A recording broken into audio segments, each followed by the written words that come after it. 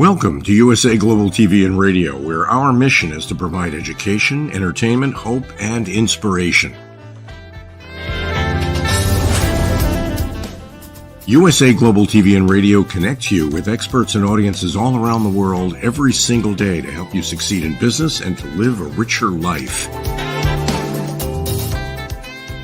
Visit us at usaglobaltv.com to learn about career and life-changing training and mentoring programs like the Listening Mentor. Subscribe to our newsletter to stay informed about our special programs and offers. Discover how you can become a guest on one of our shows or a host or producer of a USA Global TV and Radio show of your very own. That's USA Global TV and Radio, where the doctor is always in.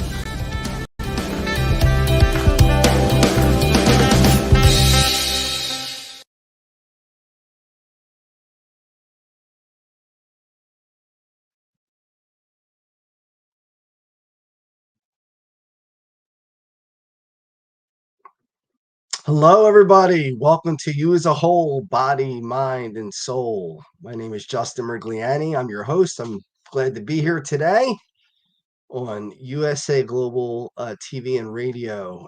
So good morning, good afternoon, or good evening, depending on where you are in the world right now. Welcome. And anybody who would like to join us in the chat, please do. I would love to hear your thoughts on what we're going to talk about today.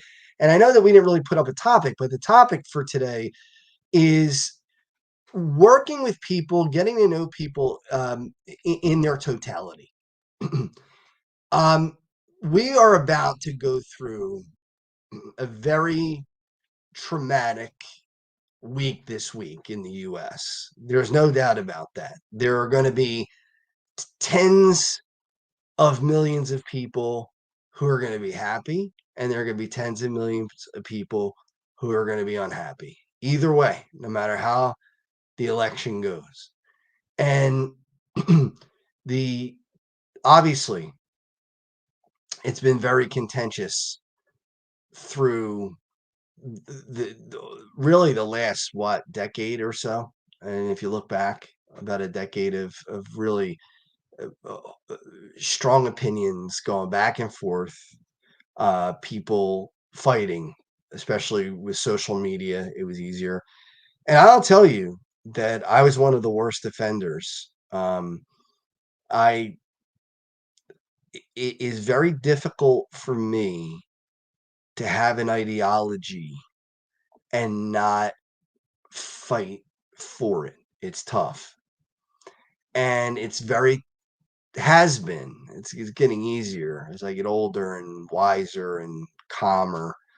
It was very easy for me to I don't want to say shout down, but certainly fight and argue and try to make points, and it grew into agitation, and then sometimes it would grow into an obsession where you wanted to get your point across, and you would see those little circles and you couldn't wait for that other person to finish typing so you could see what they said so you could respond real quick. And I think we still do that. I don't do that anymore, but I think we do that. I've posted one political, or actually two political posts in the last year. And in the last election cycle back in 2020, I actually had a website that was a political website, and I ran that political website, worked on it every day, did tremendous amounts of research, built the website, updated the website, had links to other websites that were, of course, in agreement with mine, and certainly I could never say that any one person swings an election. I don't think that that's possible, that one person, but each person doing things swings an election. So, it's the 10 votes that you change somebody's mind to your side. It's the 20 votes that change because of your side, whatever side that is. And again, I'm not making this political, but as people do that, we all collectively do have the ability to change the election. We can't do it on our own. We do it as a group. So I felt a duty to do my part, to do what I thought was right. And fighting for what's right, it is at times noble. What we have gotten away from, I think, is looking at people, as I have been saying on Facebook, in their totality. That we're looking at people as one side of the spectrum or the other, and we don't think about necessarily what that other person is to us beyond just what they believe um, ideologically. And it is hard, but it's something that I think we all need to work on, and I think more than ever now. Um, I remember back in 2015, I had surgery. I've been very open about my surgery. I had ulcerative colitis for 12 years, and then in 2015, I had surgery to remove my colon. Um, and I was fitted for an ileostomy. And glad to say I had a checkup today. Everything went well. It's looking good, so I'm happy about that. But I remember the that night before, and that's a kind of a terrifying night before you're going into a major surgery that's going to change your body tremendously. And I remember the people who called. In particular, I remember one person who called, my friend Louie. And Louie and I are completely on the opposite end of the political spectrum, completely different. He even ran for office. I've never run for office, and really am not interested in getting into politics to that level. But he ran for office, and ideologically, we're so far apart. But we can't, and I don't, and he doesn't let that affect our relationship as friends, as guys who grew up together, as guys who care about each other.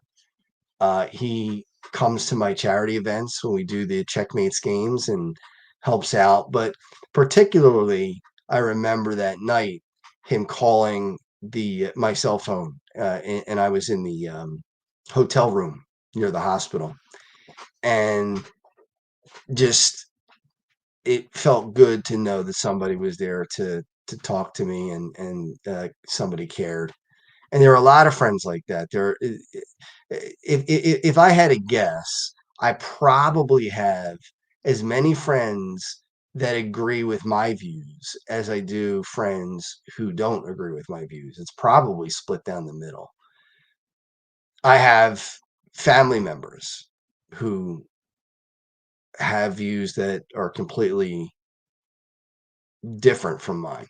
That now what's been happening that I've seen over the years, and I let this happen to me, was I lost a lot of friends, and I lost not necessarily family. Family, I think we've always been able to get by that, but friends, where we let the anger and we let the frustration become so intense that it was impossible to maintain a relationship and move forward. There was just too much animosity. I think in life we have to weigh things. What is worth fighting for? So I made a conscious decision that I have to look at people in their totality. That when people do things or say things that I find either offensive, repugnant, um, anger provoking, however you want to say it, I try now to think about them in their totality. What else do they do besides what I just read or what I just saw? And there are things that I see on social media that still get me angry. And I think, how could somebody say something so either racist or um, homophobic or anti-Semitic, or they might not even think they did. They might think what they posted was completely fine. And I look at it and I'm disgusted by it, and I am angry, and I want to lash out. The feeling is still there. The feeling is still inside. It doesn't go away. But what has changed is how I react to it. I've been watching a lot of podcasts about I can't remember the full name. It's called the Stoic something. I can't remember what it is. I'll remember for the next show. But I watch it every night, every single night when I go to bed. I put it on and I listen to it, and they're like 3 hours each, and I fall asleep to them. But it talks about how you have to control your emotions, and it's something that I wasn't really great at for a long time. I've had spurts in my life where I really was in control of my emotions, and other times where I wasn't. And really, for the last few years, I would say I wasn't in good control. I was angry. I was depressed. I went through, as we've talked about in other shows, periods of um, depression, anxiety, just not feeling well. And then there would be little times where my head would come above water, and I think I've turned the corner, and only to just get knocked down again and back in. And now, over the last few months, I've really turned the corner, and part of it is medication, which helps, but and psychotherapy. But this podcast that I listen to has really helped me a lot, um, to really decide how do I want to live my life? Do I want to fight constantly, or do I want to pick my battles? Do I want to be angry, or do I want to let things go? It's not a matter of always having to win. Um, it's a trade-off. Some people are. What do you do if you are a liberal person and your child really, really loves a certain chicken restaurant that is very conservative? Now you have a choice. You could choose to not go there, because you could say, well, I'm not going to support that company because they don't hold the values that I hold dear. But then at the same time, you're disappointing your child. So then you have a decision to make. What do you do? Do you make the moral decision and stand up politically with your ideology, or do you look at your kid and say, that's what they want, and I'm going to do that for them. I'm going to suck it up and do that for them. And I'm not saying the answer is easy. I'm not saying that it's something that you can just decide simply, but it's something that I've been working on myself for the last few years, and that's why I haven't made any political posts, or like I said, maybe two over the last 4 years, really. Um, so I backed off tremendously. It's a 180-degree shift, really. People who unfriended me back then would not recognize me now online because of how different I am, in just the way I interact with people, just the way I talk to people, because I made a conscious decision. It wasn't something that happened overnight, but it was something that I just kept thinking about. Is it worth losing friends over? Is it worth losing family over? Is it worth um, memories with people? And where do you draw the line? You have to look at people again in their totality. And that's for good or for bad. I mean, that there's no doubt about it that there are good people, very good people, who do some very questionable things, and do things that you would kind of roll your eyes and say, man, that's really not something that I would do. That's something that really goes against the grain for me. And then there are really terrible people who have lived on this earth who have done something nice for someone. So you have to look at them in their totality.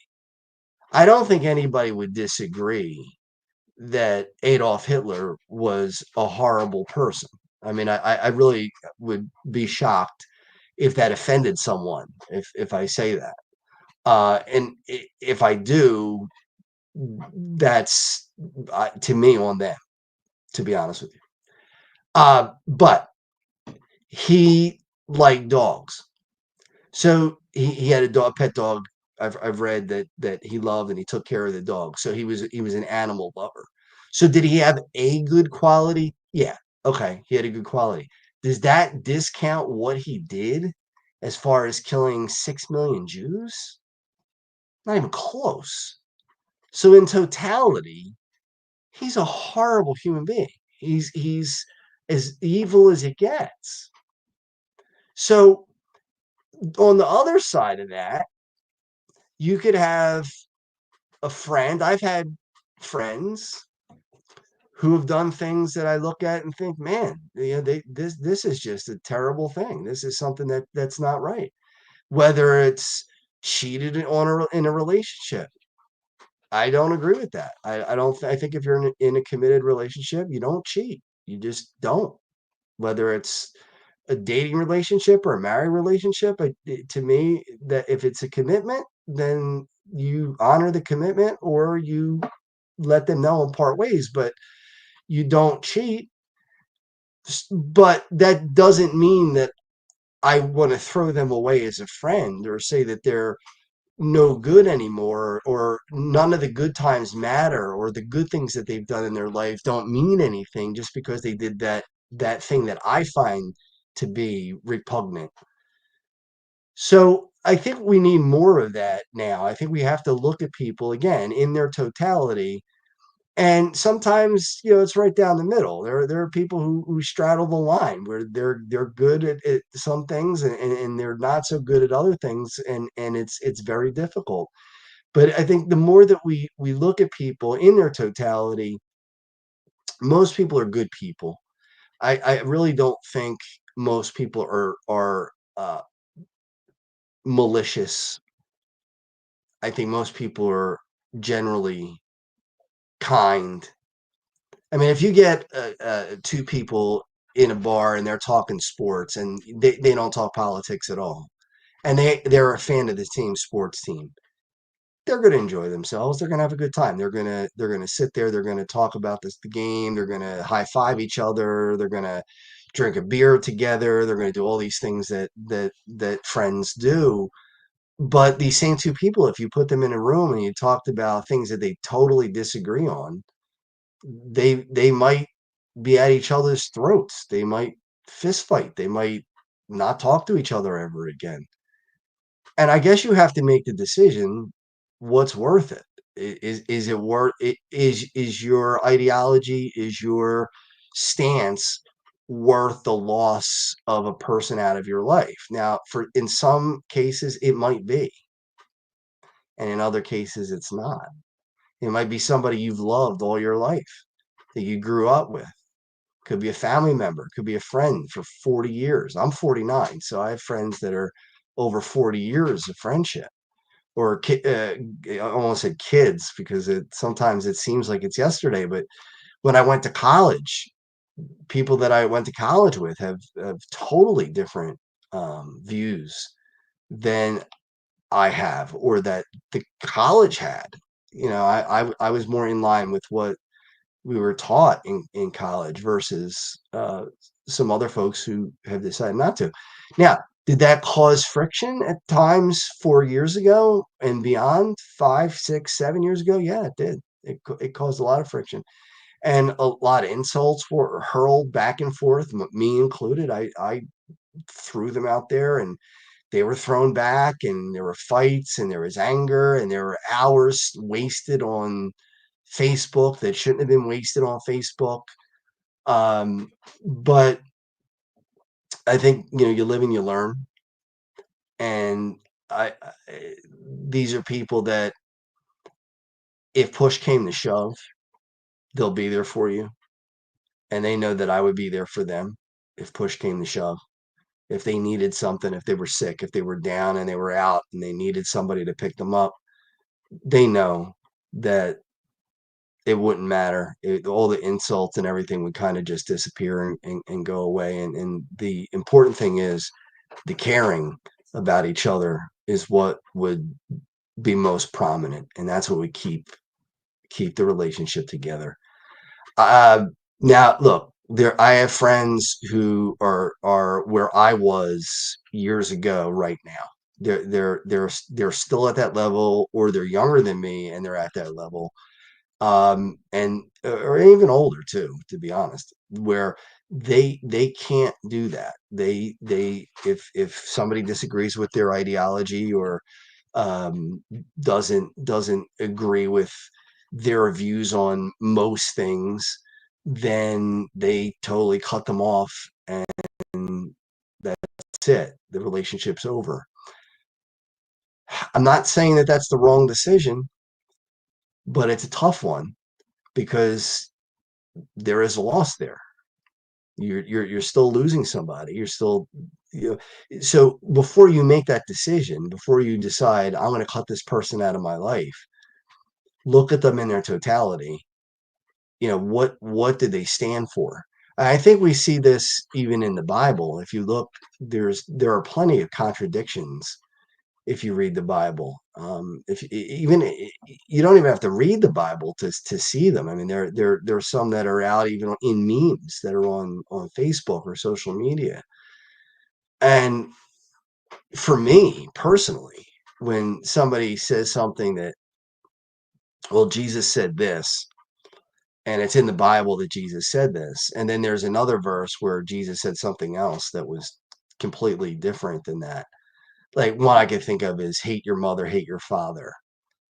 What does that mean? Now,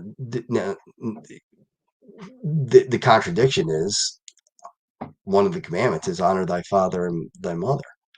So, how do you know which one he meant, right? How do you know which one to believe? How do you know which one? Well, you look at him in his totality. What was he about? He was about peace. He was about love. He was about bringing people together. Hate wasn't a part of him. That wasn't what he was. It was all about love. It was all about peace. It was all about forgiveness. He looked, you got to look, in my opinion, at, in this case, Jesus in his totality, to know what he actually meant when he said things, and what things might have been misquoted or might have been taken out of context. You got to look at him in his totality. And I think we don't do that enough with each other either. And again, tomorrow night, and I don't think it's going to be known tomorrow night. In my opinion, I think it's going to go on, and it will probably be Friday or Saturday before we find out who won. I think at least that's what it seems like from the polls. Folks from other countries might not realize that, or maybe they do. I don't know how close they follow. If you're living in another country, I know you follow our politics here in the U.S. a little bit, but it's razor thin. It's a very tight race, and it could go either way. There are going to be very many happy people this week, and there are going to be very many angry, sad people this week. There's no doubt about it. And it's almost half and half. It's almost half the country that are going to be upset, and another half that's going to be happy. So, instead of win or lose, whatever it is, whatever your side is, instead of celebrating and bragging about it, and puffing your chest out about it, and rubbing in people's faces, maybe think twice about doing that. Maybe say to yourself, you know what, look, my candidate won. That's what happened. Consequences will take care of themselves. I have to live with it. I don't have control over it. I can't change it. You voted, you did your duty, you voted for who you wanted to vote for, and either your candidate wins or your candidate loses. I'm not saying that you can't be disappointed or feel angry or depressed or anything like that. But and they talk about the mafia. I'm Italian and I'm from Philadelphia, and the mafia. A lot of people know what whack means. Whack means that the mafia is going to kill you. They're going to whack somebody. So if somebody in the mafia gets out of line, they get whacked, and that means they get killed somehow, whether they get shot or blown up in a car or whatever it is. Well, I've seen people, and they use this term on Facebook too. Some of you might know this term, somebody getting whacked on Facebook, which means you're unfriended and blocked. And there's going to be a lot of that, I think, this week. But you got to ask yourself, is it really worth it? Is that what you want to do? Do you really want to block like 10, 15, 20 people out of anger and then never talk to them again? You got one shot at this life, right? One shot. You go around this earth one time and that's it. And you don't get another one. And the people in your life that matter, do you want to take the chance of losing them forever and holding on to grudges and old hurts and even new hurts? I'm not saying you could always forget. It's not easy to forget. And sometimes it's not easy to forgive either. Sometimes you have to just kind of suck it up and just go with it. But I can't tell you what to do. I can't, I would never say that anything that I say in any show. And when I teach my computer classes, I say the same thing. I can't tell you what to do. I can't tell you what you should or shouldn't think. I can tell you what I think. I can tell you how I feel. I can share the way I look at it. At the end of the day, you got to decide what's best for you. When I teach my classes, for instance, when you're using Microsoft Excel, which I've been teaching for 25 years, someone will say to me, isn't there another way that you could copy and paste? Because I'll teach using the ribbon at the top of the screen, and I'll have them copy and paste using the ribbon, which is the conventional way to do it. But yeah, I mean, you can right click copy, right click paste, sure. Or you could use Control C on the keyboard to copy and Control V to paste. That works too. Does that mean one of them's right and one of them's wrong? Or out of the 3 or 4 or 5 or 6 ways to do things, one is right and the other ones are wrong? No, they're all right. They all work. At the end of the day, they get the job done. It's just, what way do you want to do it? I'm just here tonight, the night before probably the most contentious election that we've ever had, which was last election. Now this one will top it. This one will be more contentious and more anger and more hostility. I'm just saying, the night before this election, think to yourself, what do you want to do if you don't win? What do you want to do if you don't get your way? I made mistakes, in my opinion, because I let my anger make decisions for me. So if when my candidate did or did not win, or in one of the cases lost, the next day I was breathing fire. I was pretty angry, and I wasn't taking anything from anyone. And if somebody posted anything that was snide or that was condescending or that rubbed the salt in the wounds, I reacted harshly. And all that did really was cost me friends who then blocked me or unfriended me, or both, and even a family member, a cousin who probably to this day wouldn't talk to me anymore. And looking back, was it worth it? No, it wasn't worth it, in my opinion. Now, I see people post all the time. I have friends who post this and they say, well, I stopped talking to so and so because, they follow this person and I can't tolerate that. And I don't care. I don't want them in my life anymore. Again, I'm not telling you one way's right or one way's wrong. You're gonna have to decide that for yourself. And you shouldn't make decisions based solely on what somebody says, whether they're on a TV show or whether they're on a radio or whether they're on a stage or whatever it is. You have to make your own decisions. You have to form your own ideas of what's right, what's wrong, what's good for you, what's not good for you. And that's part of what this podcast, again, I wish I could remember the name. It's Stoic something. I can't remember if you go on YouTube and you type in Stoic, it'll probably come up, and it's just a narration, and it's text, and it talks about so many different things in life. I mean, how to get through life, how to make decisions, how to live, how to not allow fear to stop you from doing what you need to do. How putting things off is so easy for us.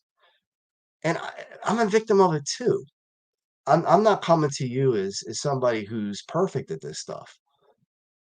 That's another thing that people think too. When someone's on TV or in front of the room and they have the microphone, that they are an expert or they're a genius or they have all the answers.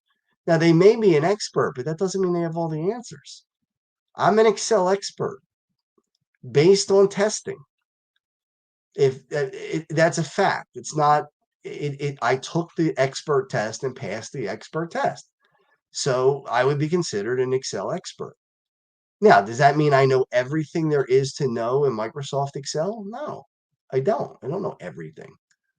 And does that mean that my way of doing things is better than your way? If you know a way that's different than mine, again, Control C if you want to copy, or right click if you want to copy. Is it better or worse? No, it's not better or worse. It's different. You know. But we gotta, make decisions on our own. We have to decide what is important to us, what makes the most sense, and not everybody's going to agree with it. Not everyone's going to agree. And when you go, especially in college and philosophy classes, you have so many questions. Like I remember, the philosophy question again with Hitler. The question was, if you had a crystal ball and you were able to see ahead, would you shoot baby Hitler? Would you shoot a baby, knowing what that baby was going to grow up into?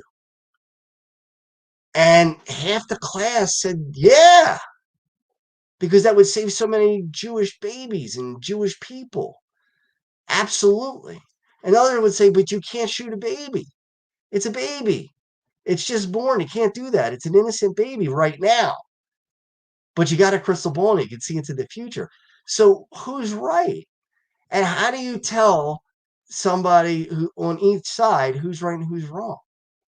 And that's where we have a problem. So Rachel just called in again. So Rachel, thank you again. I know you were here last week. So and Antoinette's there too. Great. And thank you for the update on for the congratulations on my appointment. Yeah, it went well. Yeah, it went well. My health is good. So you have two issues with not expressing myself because I'll be unfriended. Okay. So what are those issues? I also feel helpless when some people clearly are posting incorrect information and you get very aggressive response. Look at the adversity Jesus faced and how he handled it. You make a great point. You make a really great point, Rachel. Rachel and I have been friends for a long time. I've known her since we were 16 years old. And very, very good person, somebody who's very thoughtful, caring. Um, I've heard friends say to me, when I pointed out that they put something on the internet that was untrue, that wasn't right. And I pointed out to them that it was untrue. And I've had friends actually agree with me and say, you're right, it is untrue, but it's my right to post something that's untrue. Now, I disagree with that. I think that that's a terrible thing to do. That drives me crazy. Now, I'm not going to fight with them about it. I'm not going to unfriend them. But I might say, well, that's a shame that I might let them know, do you feel good about yourself doing that?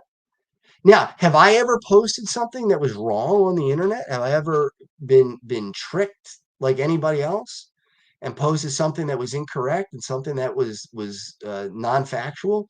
Yeah. But you know what I did?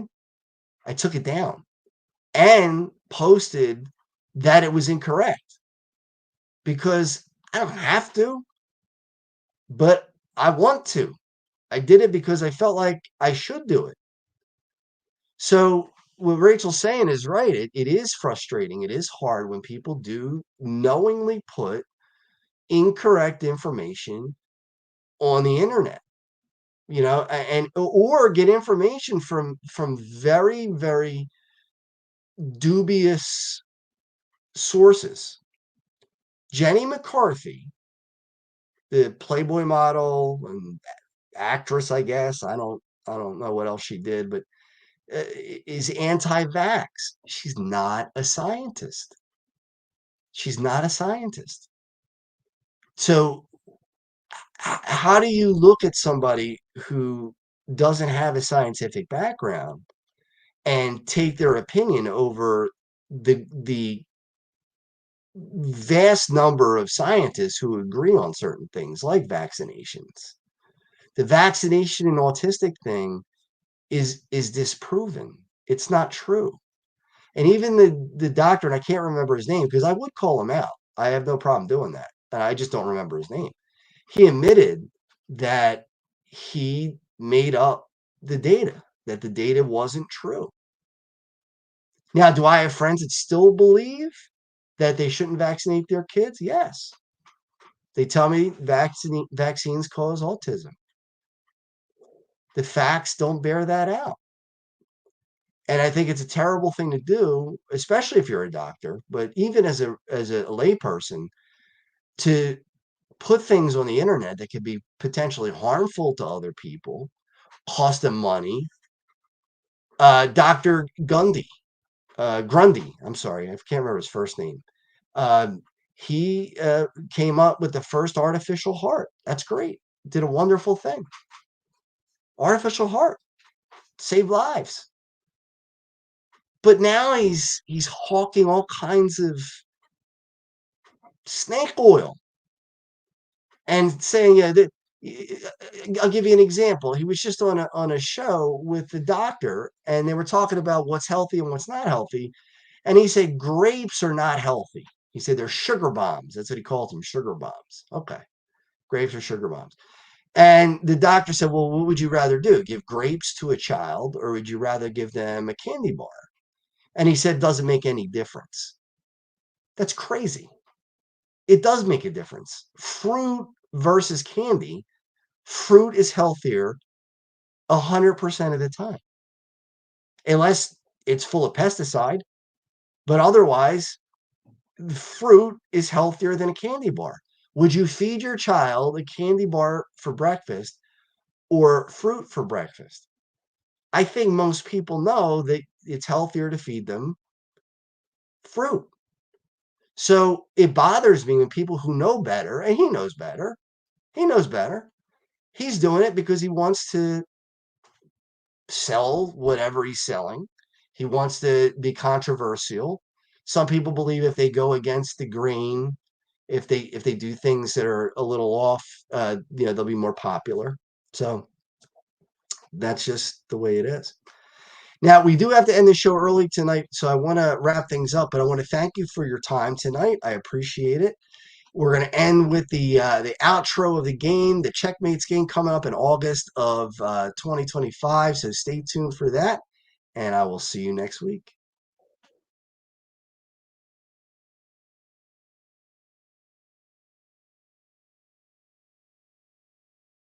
Hey everybody, I just want to tell you how thankful I am that you came out tonight and helped us out on a very special evening. and colitis are terrible diseases, and they affect a lot of people, not only in the Delaware Valley, but all over the world. And hopefully we can find a cure someday.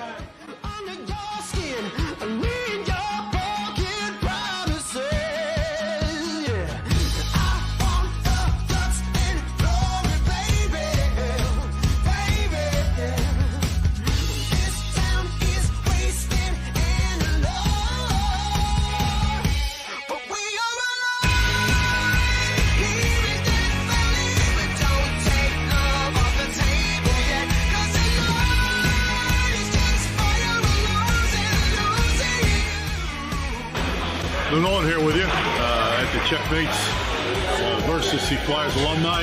We had a great time this afternoon. Game was close, and we're all here for Checkmates Charities, which is the real reason that everybody's here, not only the players, but all the fans that were here.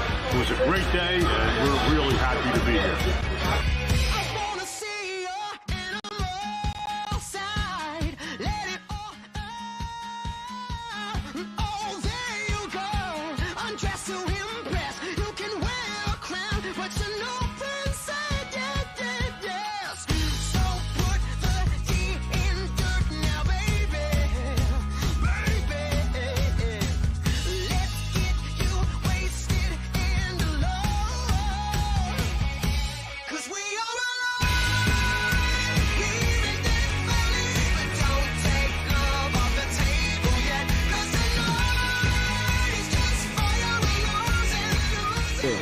It was fun to be out here at the Northeast Skate Zone because the Checos were a pretty good team, and so we had a lot of fun with the charity. And it was good because they took it easy on us old guys. So we had a good time. So anytime you can do something for charity, and I know a couple guys on the other team, and just be on the rink, we all go have fun. Good times go. I'm either gone in an instant or here to the bitter, and I never know what I've got. I want to thank my family for all that they did to help me get through this, and there's a lot of planning that gets done. It has to get done. I want to thank Nick's Roast Beef and Common Avenue for all they've done. Dr. Prieto for saving my life and finding the disease and treating me for so long. And the Flyers organization for all they do to help us raise money every year. So thank you, everybody. I appreciate it.